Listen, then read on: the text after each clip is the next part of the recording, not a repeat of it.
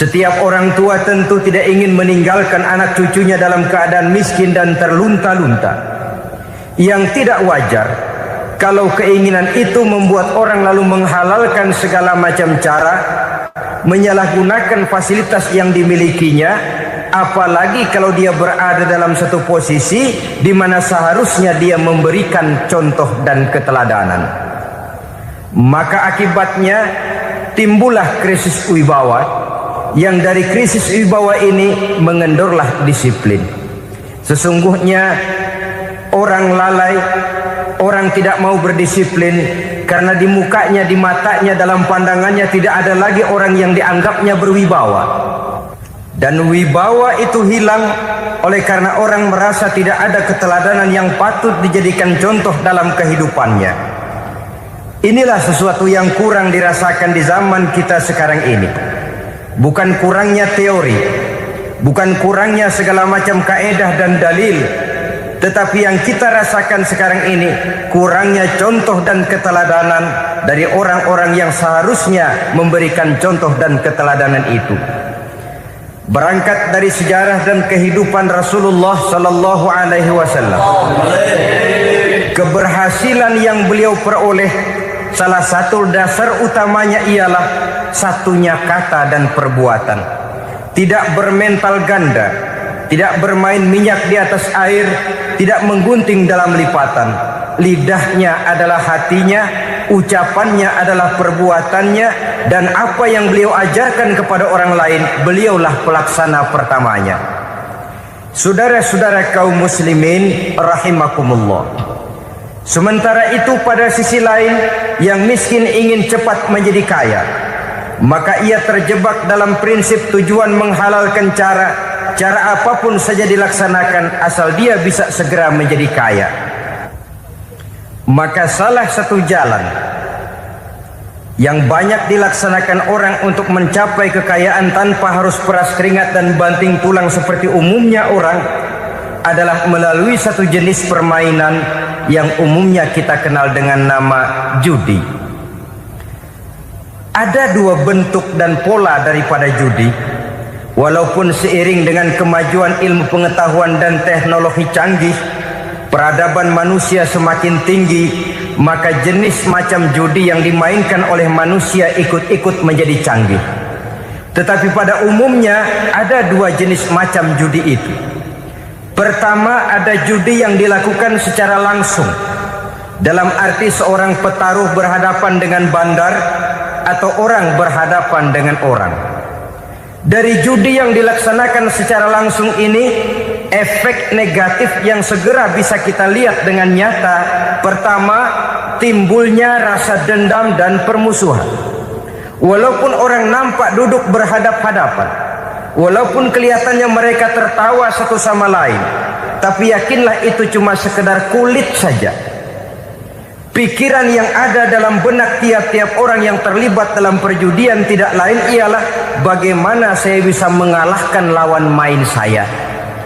Akibatnya tentu bisa kita pastikan akan timbullah dendam dan permusuhan bagi yang kalah, akan timbullah rasa sombong dan menganggap remeh orang lain bagi yang menang. Yang kedua, lalainya orang kepada apa yang menjadi tanggung jawab dan kewajibannya. Orang bisa lupa kepada anak dan istri. Kalau kepada anak dan istri saja sudah bisa lupa, apalagi kepada yang lain. Sebab anak dan istri memang merupakan bagian daripada kehidupan kita. Konon lagi saudara, konon lagi keluarga yang lain, anak istri saja bisa terlupakan oleh penyakit dan permainan yang bernama judi ini. Yang ketiga, hilangnya rasa sayang kepada harta. Harta yang didapatnya dengan peras keringat dan banting tulang. Mungkin pergi pagi dan pulang sore.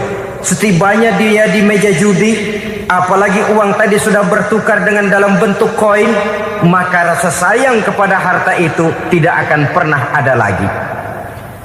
Tetapi saudara-saudara, bagaimanapun juga, judi dalam artian langsung semacam ini hanya melibatkan orang-orang tertentu. Artinya selektif. Ada judi yang lebih berbahaya daripada jenis ini, perjudian massal, taruhlah roulette dan kasino itu judi. Tetapi judi jenis roulette dan kasino ini bahayanya hanya untuk orang-orang tertentu yang memang sudah mapan, kelompok elit. Masa iya bocah angon di kampung main roulette? Apa iya yang tinggal di pinggir kali kenal kasino? Ya entahlah kalau kasino Prambos ya. Dari judi massal semacam ini lahirlah penyakit yang dinamakan tulul amal. Tulul amal, orang yang terlalu panjang angan-angan. Bukan tidak boleh orang bercita-cita, sebab cita-cita itu perlu. Katanya manusia tidak makan masih bisa hidup 1 bulan lebih. Manusia tidak minum masih bisa hidup 3 hari lebih. Tapi manusia tidak punya cita-cita 1 jam pun dia tidak akan bisa hidup. Karena faktor yang membuat kita bergairah menghadapi kehidupan, faktor yang mendorong kita untuk tetap berusaha dan tegar menghadapi resiko, karena adanya cita-cita di dalam kehidupan kita. Tetapi cita-cita tanpa direalisir dengan usaha, cita-cita yang tidak berangkat dari kemampuan yang ada, pada akhirnya hanya akan merupakan cita-cita yang mengawang, tidak akan terwujud dalam kenyataan, dan akan membentuk manusia menjadi orang yang tulul amal, panjang angan-angan, terlalu muluk keinginan, tidak berangkat dari kemampuan dan kesanggupan yang ada pada dirinya sendiri. Maka penyakit inilah yang telah menghasilkan dan melahirkan penghayal-penghayal kelas berat, tukang-tukang ngelamun kelas tinggi yang hidup di angkasa luar. Dan sejarah belum pernah mencatat ada orang menjadi kaya karena judi, itu belum pernah. Saudara lihat saja orang kaya yang namanya Adnan Khashoggi, orang kaya yang namanya Henry Ford, orang kaya yang namanya Aristotle Onassis, orang kaya yang namanya David Rockefeller. Itu seluruhnya menjadi kaya bukan karena mereka terlibat dalam perjudian, tapi karena kerja keras, peras keringat, banting tulang. Dan itu dimulai sejak mereka masih remaja. Sehingga banyak orang besar yang mulai pekerjaannya dengan menjual koran. Artinya berangkat dari A. Banyak pengusaha mobil yang memulai pekerjaannya dari tukang cuci mobil, tapi lalu bertahap dan tegar menghadapi kenyataan, sehingga proses demi proses dia hadapi dengan tegar, dengan tabah, dengan sabar, dengan ulet, sampai kepada membuahkan hasil. Kita ingin pintas, kayaknya mau, usahanya tidak mau, senengnya mau, peras keringatnya tidak mau. Ini tentunya akan melahirkan kontradiksi di dalam kehidupan. Maka dari jenis perjudian massal semacam ini lahirlah penyakit tulul amal, panjang angan-angan, terlalu muluk cita-cita. Bayangkan saja kalau ini terjadi secara massal, menimpa nasib rakyat kita di pedesaan yang jauh dari keramaian. Tiap hari mereka didina-bobokkan oleh gambaran tentang akan diperolehnya uang dalam jumlah yang banyak, dengan angka nol yang berentet. Tiap hari mereka melihat angka-angka itu. Mereka lambat laun akan terseret dalam arus tulul amal ini. Panjang angan-angan, muluk cita-cita, hanya dengan mengandalkan meja perjudian. Akibatnya timbul penyakit yang kedua, yang ketiga, yaitu malas berusaha. Orang kalau sudah terlalu asik berkhayal, menghitung bintang di langit, malas berusaha. Kalau ada temannya kerja jadi buruh kasar, bawa hasil yang merupakan jerih payah dan peras keringat dia, 1 minggu bergaji 10-15 ribu, diketawain. Apaan gaji lu 10 ribu, 15 ribu? Entar gua nih kalau ketembus. 100 juta entar. Yang 10.000 dan 15.000 keringat orang itu dihina, itu dicela. Tetapi dia selalu menghitung, entar nih gua. Entarnya wallahu a'lam. Saudara hadirin yang saya muliakan, timbullah sikap malas. Padahal di tengah negara sedang membangun di berbagai bidang kehidupan. Maka sifat malas ini merupakan musuh kita. Baik mengejar kemiskinan, baik mengejar kebodohan dan keterbelakangan kita di sektor-sektor lainnya. Alangkah akan terganggunya roda pembangunan di negara kita ini jikalau sebagian besar rakyat dihinggapi oleh penyakit malas, yang malas ini dilatar belakangi oleh penyakit tulul amal, terlalu muluk angan-angan, yang angan-angan ini dininabobokan oleh keinginan untuk mendapatkan untung yang besar tanpa peras keringat dan banting tulang. Sasaran yang lebih jauh, dan ini yang paling kita khawatirkan, hancurnya kubu-kubu pertahanan moral daripada bangsa kita. Kita sependapat bahwa lebih penting daripada membangun jembatan adalah membangun manusia yang membangun jembatan. Bahwa lebih penting daripada mengaspal jalan raya adalah membangun mental manusia yang melaksanakan pengaspalan itu.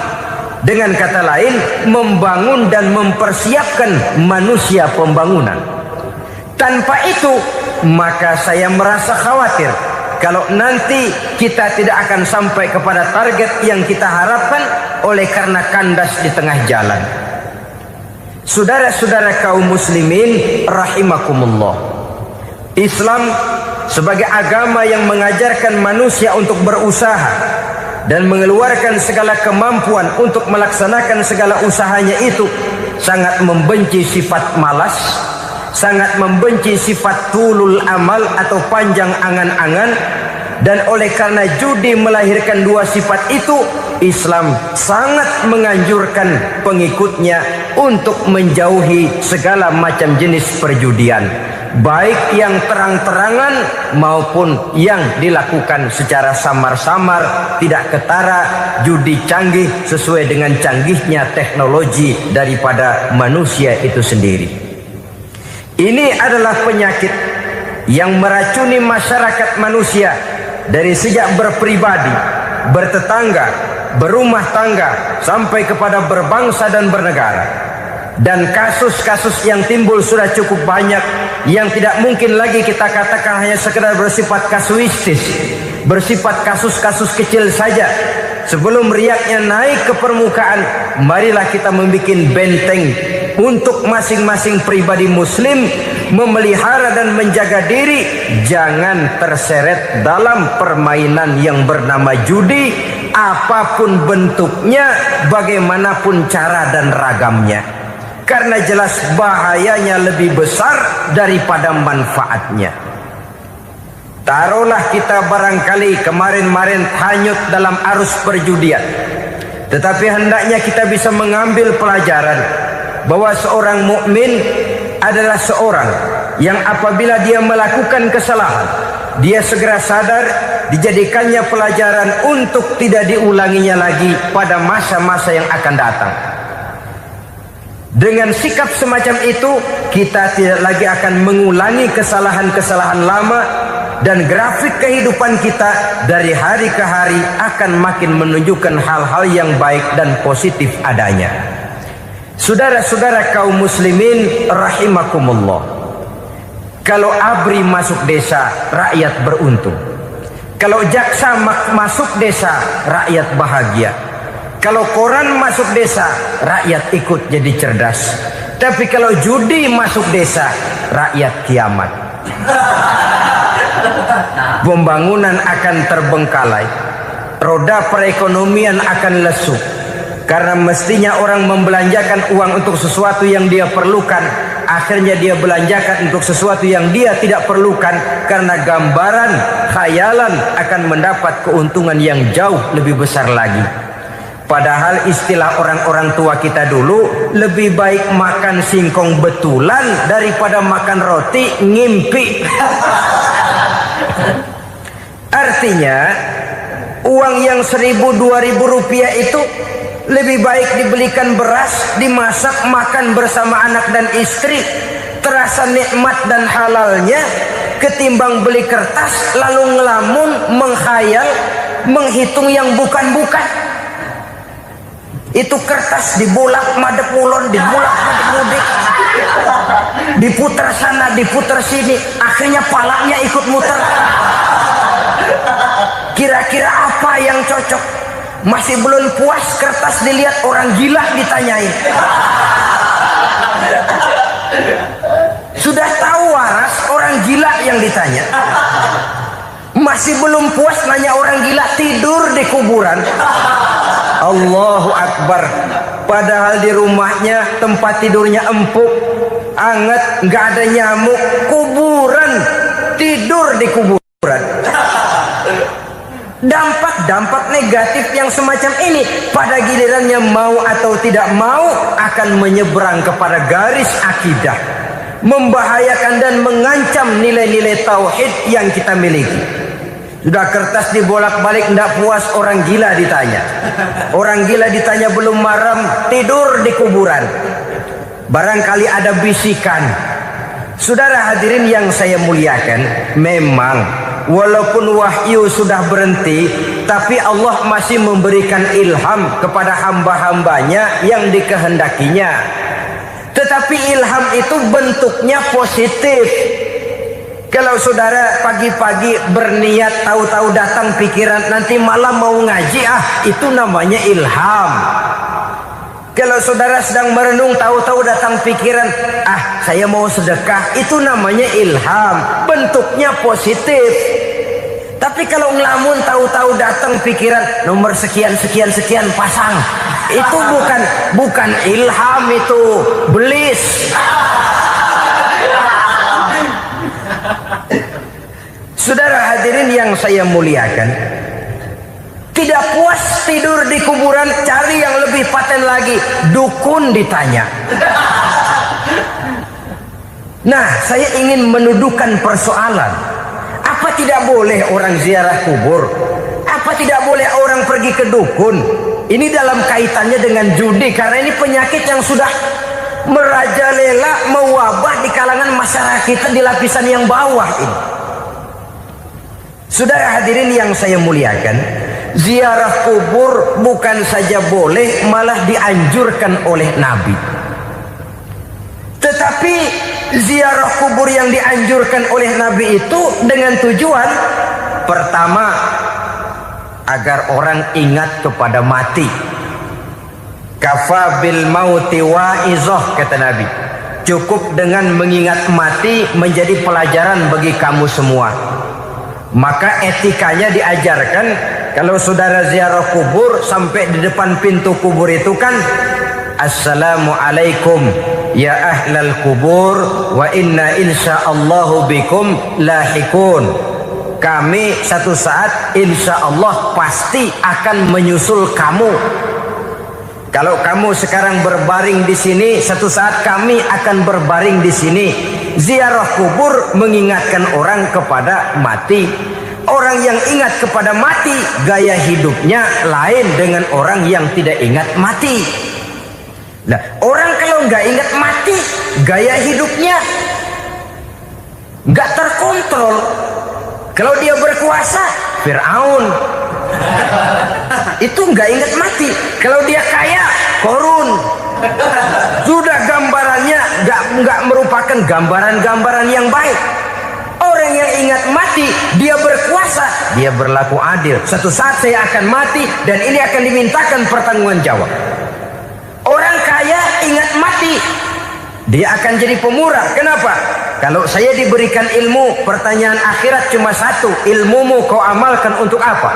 Kalau saya diberikan umur panjang, pertanyaan akhirat cuma satu, umurmu kau habiskan di mana? Tapi jikalau saya diberikan harta, pertanyaan akhirat ada dua, hartamu kau dapat dari mana, kau belanjakan kemana? depannya ditanya, belakangnya ditanya. Dapat dari mana, dibelanjain kemana? Sebab dua-duanya berkaitan dengan kegiatan. Kadang-kadang dapatnya dari jalan yang baik, tapi keluarnya ke tempat yang tidak baik, itu pun tidak betul. Atau dapatnya dari yang tidak baik, tapi dibelanjakan untuk yang baik, itu pun tidak bisa diterima. Oleh karenanya, dengan mengingat mati, gaya hidup seseorang jadi terkontrol karenanya. Yang kedua, dianjurkan kita untuk berziarah kubur itu mendoakan orang-orang yang sudah meninggal. Mal mayyitu fi qabrihi illa kal gharikil mutaghawis, kata Nabi. Orang yang sudah meninggal itu di alam barzakhnya adalah seperti orang yang tenggelam di lautan, menunggu doa dari keluarganya yang masih hidup. Apakah itu anaknya, kemenakannya, cucunya, dan lain sebagainya. Adapun yang kalau kita ziarahi itu kuburnya orang-orang yang kita tahu merupakan orang soleh, orang yang berjiwa bersih, yang kita kenal ketakwaannya kepada Allah Subhanahu wa ta'ala, tidak ada salahnya kita bertabarruk, asal jangan dengan satu keyakinan bahwa dia secara mandiri bisa mendoakan kita. Dia hanya bisa melakukan itu hanya dengan izin Allah. Nah, umumnya orang kalau sudah ziarah ke kubur-kubur keramat itu Allahnya kelupaan. Itu yang dikhawatirkan merusak dan mengganggu akidah. Sehingga di awal-awal perkembangan Islam, Nabi pernah melarang orang ziarah kubur itu. Ini bisa kita simak dari hadis, kuntu nahaitukum an ziyaratil qabri fazuruha. Dahulu aku pernah melarang kamu untuk ziarah kubur. Adapun sekarang kalau mau ziarah, ziarahlah kamu. Kata-kata dulu aku pernah melarang kamu itu menggambarkan bahwa pada permulaan perkembangan Islam, nilai keimanan para sahabat masih rapuh, masih lemah, masih memerlukan pembinaan. Sehingga kalau mereka sering ke kubur, dikhawatirkan mereka minta kepada kubur. Nah, tetapi tatkala nilai keimanannya sudah mapan, sudah kuat, kata Rasul, fazuruha. Adapun sekarang kalau mau pergi berziarah, ziarahlah kamu.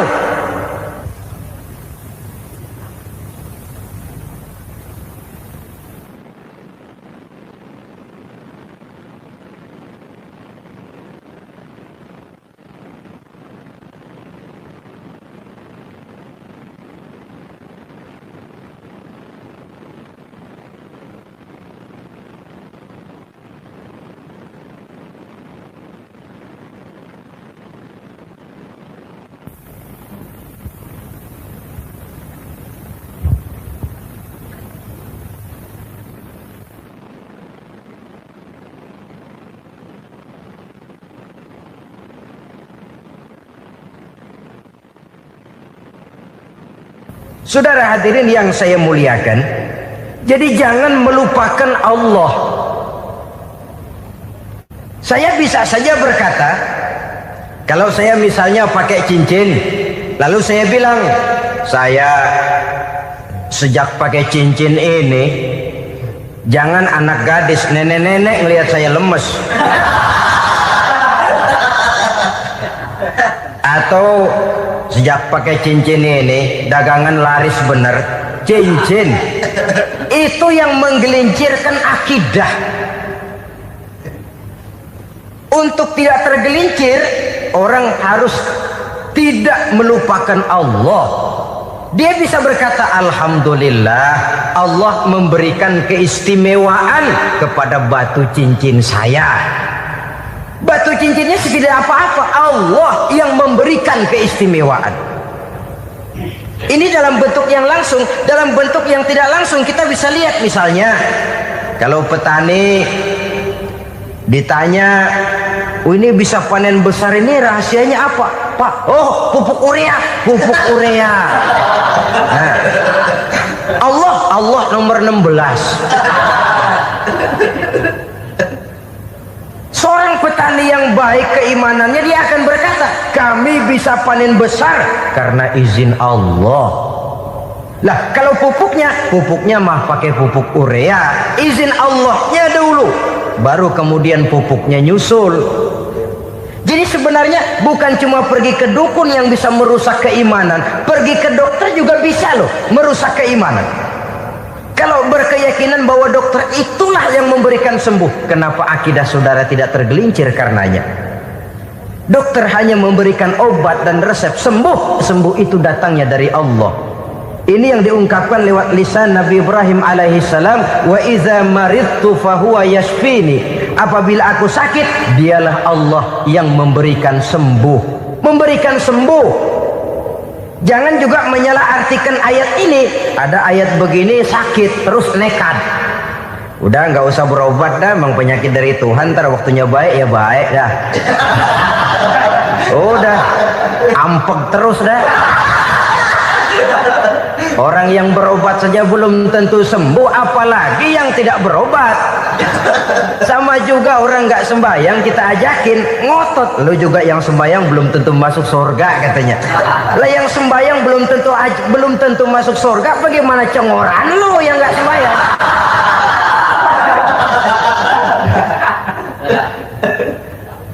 Saudara hadirin yang saya muliakan, kaum muslimin yang berbahagia. Jadi dengan demikian, maka jangan menghilangkan Allah. Kita, ajaran pokok dalam Islam adalah ajaran tentang tauhid. Nah, tauhid ini menyangkut mengesahkan Allah, baik di dalam zatnya, baik di dalam sifatnya, baik di dalam perbuatannya, baik di dalam beribadah kepadanya. Tauhid dalam ibadah itu ada. Tauhid dalam zat artinya zat Allah itu tidak tersusun, tidak terdiri dari bagian-bagian yang bisa pecah-pecah. Ya seperti kita ini kan ada kepala, ada kaki, ada tangan. Allah tidak tersusun zatnya dari bagian-bagian. Esa zatnya tidak bisa dibagi-bagi. Esa sifatnya artinya Allah itu sifatnya tidak pernah berubah.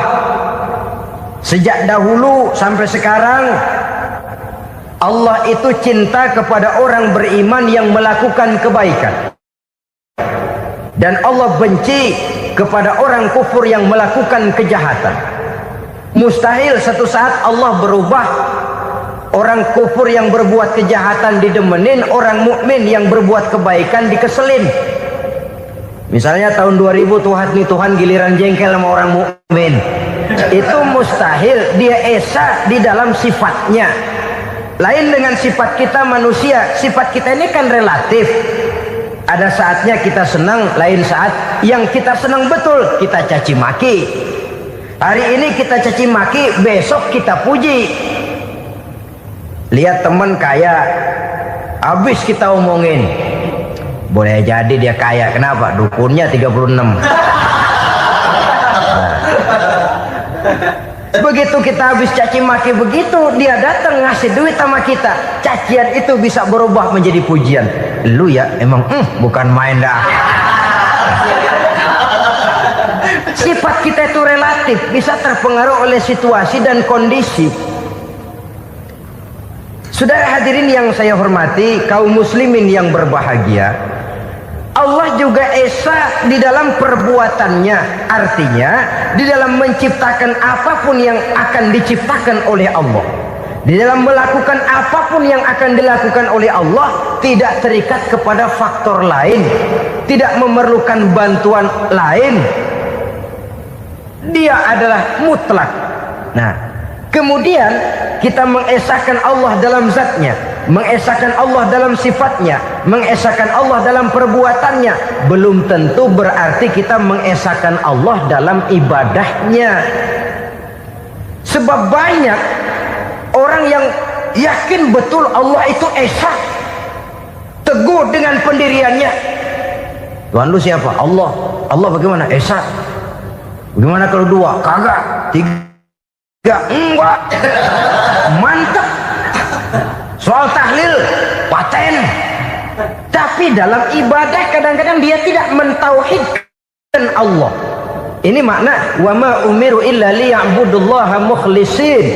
Kami tidak memerintahkan kepadamu kecuali untuk beribadah kepadaku, kata Allah, dengan ikhlas. Beribadah kepada Allah dengan ikhlas itu artinya apa? Beribadah hanya untuk Allah saja. Nah, kalau hanya untuk Allah saja, lalu kita minta berdoa di depan kuburan orang yang soleh, apa syirik? Tidak syirik. Kalau kita berkeyakinan bahwa orang tempat kita memanjatkan doa itu hanya bisa mendoakan kita dengan izin Allah. Dia sendiri tidak punya kekuasaan apa-apa. Tanpa izin Allah dia tidak bisa berbuat apa-apa. Itu tidak menyebabkan orang menjadi syirik. Sama saja dengan kalau saya berkata tadi, alhamdulillah Allah telah memberikan keistimewaan kepada batu cincin saya. Apa salahnya Allah memberikan keistimewaan kepada benda-benda mati? Allah memberikan keistimewaan kepada Hajar Aswad, benda mati. Allah memberikan keistimewaan kepada Masjidil Haram, benda mati. Allah memberikan keistimewaan kepada Ka'bah, benda mati. Orang tawaf keliling Ka'bah, sembahyang di Masjidil Haram, sujud menghadap kepada Ka'bah, apakah jadi syirik? Tidak, kita yang menyembah Ka'bahnya, kita menyembah yang punya Ka'bah itu. Nah, di sini kita lihat bahwa fungsi Ka'bah hanya merupakan wasilah. Tapi kalau Allahnya kita hilangkan, jadilah kita penyembah batu. Hanya saja batu itu berbentuk 4 bernama Ka'bah. Sa'i, orang yang melaksanakan haji, lari-lari antara Safa dan Marwah, amalan apa itu? Seakan-akan kita menghormati bukit-bukit, gunung-gunung. Tapi bukan itu yang kita tuju dalam pelaksanaan sa'i itu. Yang kita tuju adalah ini perintah Allah. Allahnya yang diutamakan. Maka hal semacam ini tidak menyebabkan orang menjadi syirik dan tergelincir dari tauhid. Tapi kalau ziarah kubur dengan niat cari buntutan, nomor yang cocok, ini niatnya saja sudah salah.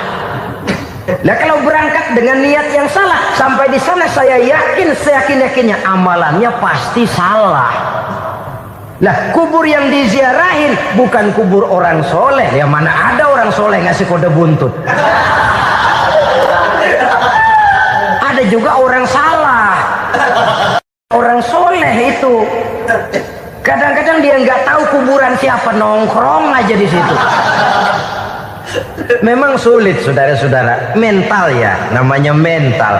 Kalau memang mental sudah mental judi, apa saja bisa dijudiin. Jadi orang nggak perlu sebenarnya pemerintah terlalu gini, nggak usah. Kembali saja kepada mental. Kalau mental memang sudah mental judi, apaan aja bisa dijudiin. Pulang tengah malam nabrak babi, babi yang keluar nih.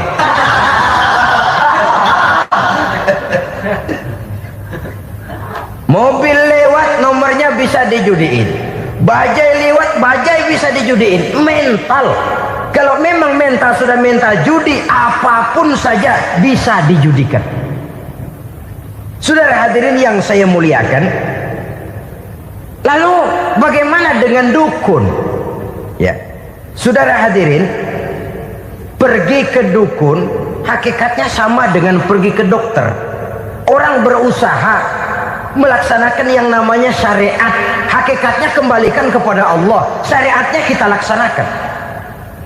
Tetapi, nah ini tetapi, yang pertama saudara harus tahu betul dukunnya itu bayang apa enggak, agamanya kuat apa enggak. Sebab ya tentu tidak ada dukun yang jelek, karena pada umumnya penyakit dukun itu kan nyohor, iklan lewat koleha-kolehanya. Kita bisul kecil datang, kita dukun, ini si kecil kemarin bisul kayak kelapa 5 menit baik. 5 menit, padahal kemarin kagak ada yang datang. Diolah sedemikian rupa supaya orang mantap.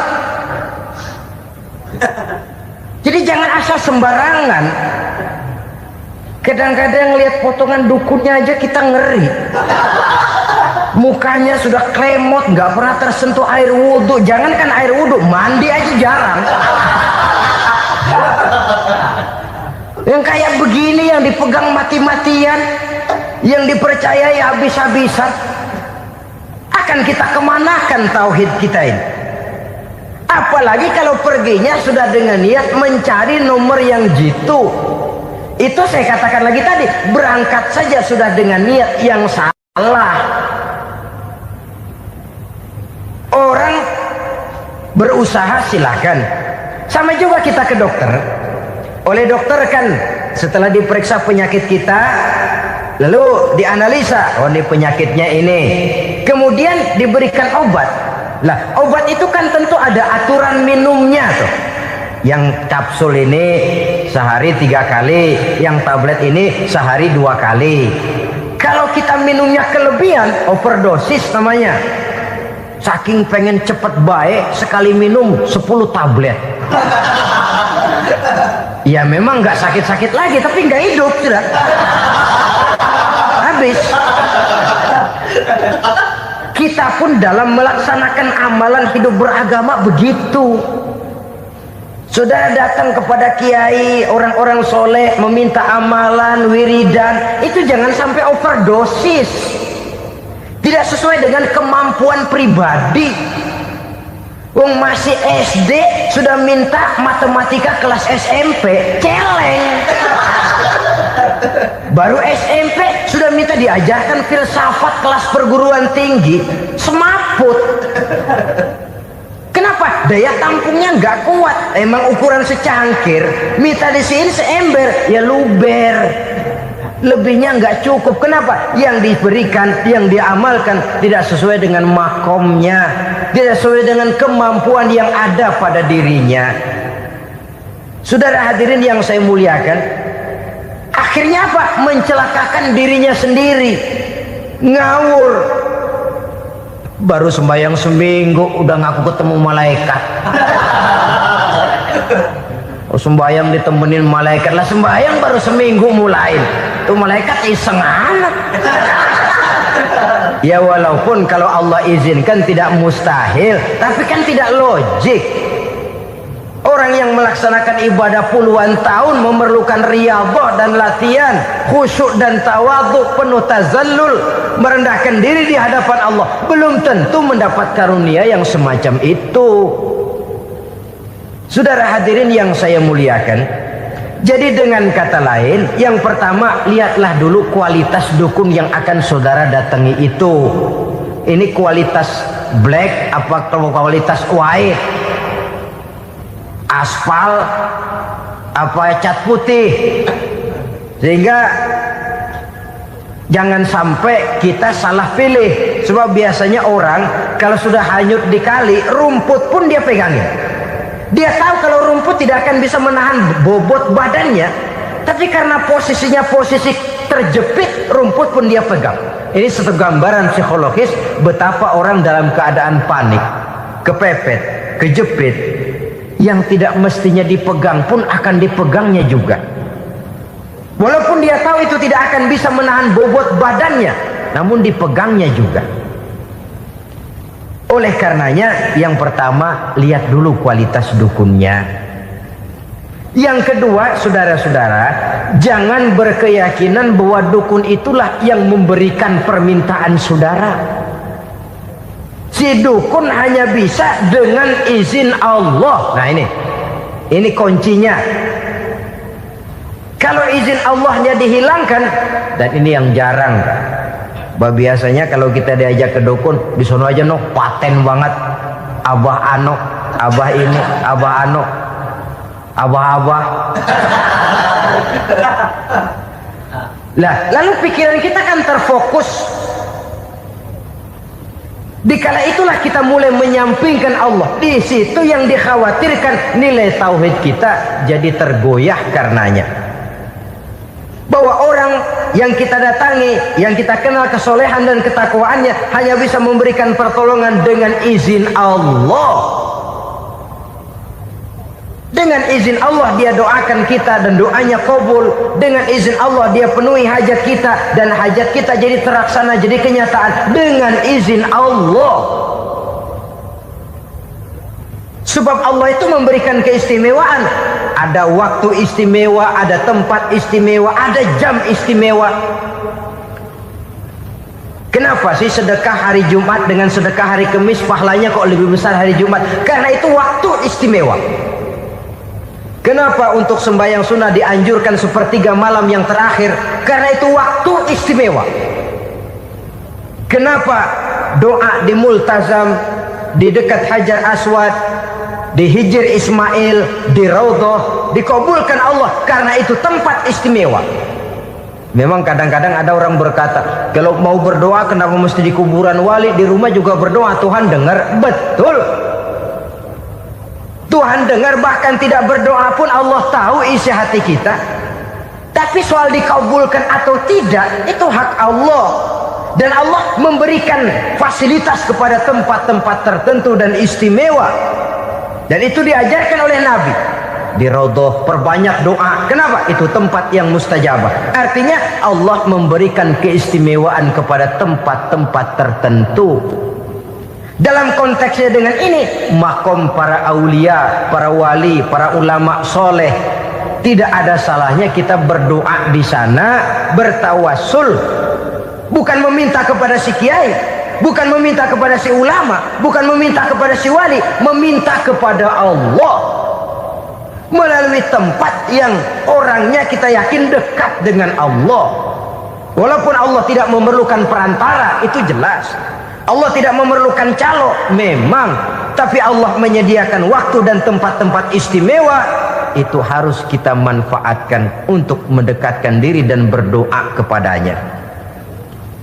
Saudara-saudara kaum muslimin rahimakumullah, saya kembali dalam konteksnya dengan dukun yang akhir-akhir ini jadi populer karena merajalelanya judi sampai kepada desa-desa, pedesaan-pedesaan terpencil, yang akibatnya menjauhkan orang dari nilai tauhid.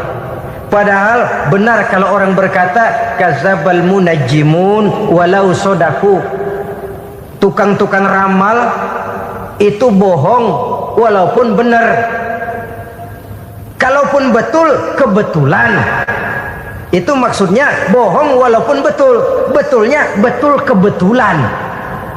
Maka para remaja itu biasanya gemar kepada membaca bintang Anda minggu ini, kan begitu toh? Nah, apa Aries, apa Virgo, apa Leo dan sebagainya, dan itu memang menarik untuk dibaca. Rezeki sebelah kulon, asmara anget. Saudara hadirin, hal yang semacam ini boleh saja untuk dibaca, tapi tidak untuk diyakini kebenarannya. Boleh saja untuk dibaca, tapi tidak untuk diyakini kebenarannya. Karena meyakini kebenarannya sama saja dengan mendahului Allah. Dan itu bisa menggelincirkan nilai-nilai tauhid kita. Tauhid dalam ibadah, saya katakan tadi, menyembah hanya kepada Allah, bermohon hanya kepada Allah dengan menggunakan fasilitas-fasilitas yang disediakan oleh Allah, baik berupa waktu maupun tempat-tempat tertentu. Dan orang-orang, ya, kalau waktu dan tempat saja ada yang diberikan keistimewaan oleh Allah, padahal tempat itu benda mati, apalagi manusia yang merupakan makhluk hidup. Saudara hadirin yang saya muliakan, saudara-saudara kaum muslimin yang berbahagia, sehingga dengan demikian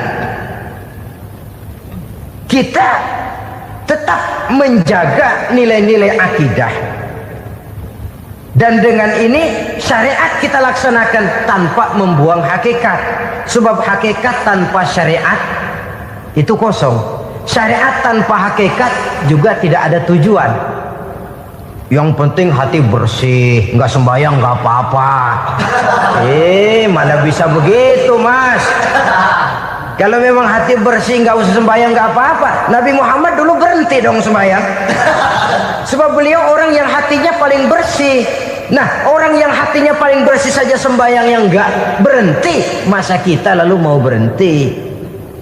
Yang penting kan kita bisa dekat dengan Allah melalui perasaan, banyak-banyak ingat. Apa itu sembahyang? Macam-macam. Itu hakikat saja tanpa syariat ya tidak bisa. Syariat saja tanpa hakikat juga gerak lahir yang tanpa roh namanya. Kita melakukan sholat tapi kita tidak tahu untuk apa kita sholat dan kenapa kita sholat dan siapa yang kita sembah di dalam kita sholat. Sehingga dengan demikian keduanya tidak bisa terpisahkan satu sama lain, seperti halnya kulit dan isi. Barangkali pernah saya ingatkan, kulit penting, isi pun juga penting. Hakikat penting, syariat juga penting.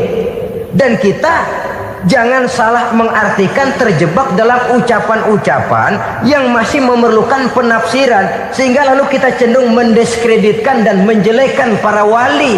Misalnya ada ucapannya Syekh Abdul Qadir Jailani yang berkata begini, barang siapa yang masuk ke rumahku lalu ia memakan makananku, maka ia akan masuk surga.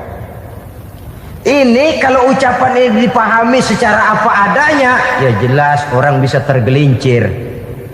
Tapi kalau ditafsirkan secara betul, siapa yang masuk ke dalam rumahku? Di mana rumah Syekh Abdul Qadir? Di mana umumnya rumah para wali? Di masjid. Jadi siapa yang masuk ke dalam rumahku? Masjid. Lah kalau sudah di dalam masjid, makanannya apa? Getuk. Tentu saja tidak. Kalau sudah di masjid itu ya makanannya ya wirid, zikir, tahajud, baca Quran, paling kurang i'tikaf. Jadi siapa yang masuk ke masjid lalu dia sujud, wirid, zikir, ya jelas saja surga. Jangan membaca ucapan ini lantas rame-rame nyari bekas rumah Syekh Abdul Qadir. Rame-rame masuk ya rumah kecil. Saudara hadirin, kita terlalu terpaku kepada materi ucapan dan melupakan filsafat daripada ucapan itu sendiri. Dalam kondisi yang sedemikian, sangat boleh jadi orang lalu tergelincir karenanya. Oleh karena itulah saudara-saudara, saya kembali kepada satu prinsip, bahwa sebenarnya dengan tidak perlu menyalahkan pihak-pihak lain, mari kita kembali kepada sikap mental kita sebagai muslim. Kalau mental memang sudah mental penjudi, apapun bisa dijudikan. Tapi kalau mental itu tidak ada, walaupun di kiri kanan dan depan belakang banyak dibuka tempat-tempat perjudian, saya yakin kita akan mampu menahan dan menjaga diri. Sikap mental inilah yang memerlukan pembinaan dari kita semua. Sehingga dengan demikian kita akan menjadi pribadi-pribadi yang bisa bertahan dari segala gempuran-gempuran yang datang dari luar karena adanya prinsip ketahanan mental itu tadi. Sekali lagi saya ingatkan bahwa judi selamanya tidak akan pernah mendatangkan kebahagiaan. Judi tidak akan membuat orang menjadi kaya. Judi tidak akan membuat orang makin akrab berteman dan bersaudara. Yang jelas, judi melahirkan permusuhan dan dendam, membangkitkan rasa malas, memulukan angan-angan tanpa mau peras keringat dan banting tulang, melalaikan orang dari tanggung jawab dan kewajibannya, membuat ia lupa kepada anak, istri dan seluruh keluarganya, dan pada akhirnya dia akan terjebak dalam satu permainan yang makin menjauhkan dia dari proses kesadarannya sebagai manusia. Sebagai uraian penutup, marilah kita renungi firman Allah dalam Al-Baqarah ayat 208. A'udzubillahi minasyaitonir rajim. Ya ayyuhalladzina amanu dukhulu fis silmi kafah wa la tattabi'u khutuwatis syaitan innahu lakum aduwwum mubin.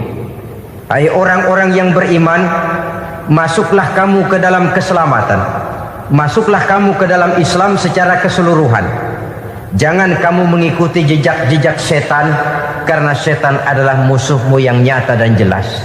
Judi termasuk jejak-jejak yang ditinggalkan oleh setan untuk diikuti oleh kita, agar kita mendapatkan kesengsaraan baik di dunia, lebih-lebih di akhirat nanti. Semoga Allah selamatkan kita, Allah selamatkan seluruh bangsa kita dari penyakit-penyakit judi yang melahirkan efek-efek negatif dalam kehidupan. Terima kasih atas perhatian saudara. Mohon maaf atas segala kekurangan. usikum wa nafsi bitaqwallah. Wassalamualaikum warahmatullahi wabarakatuh.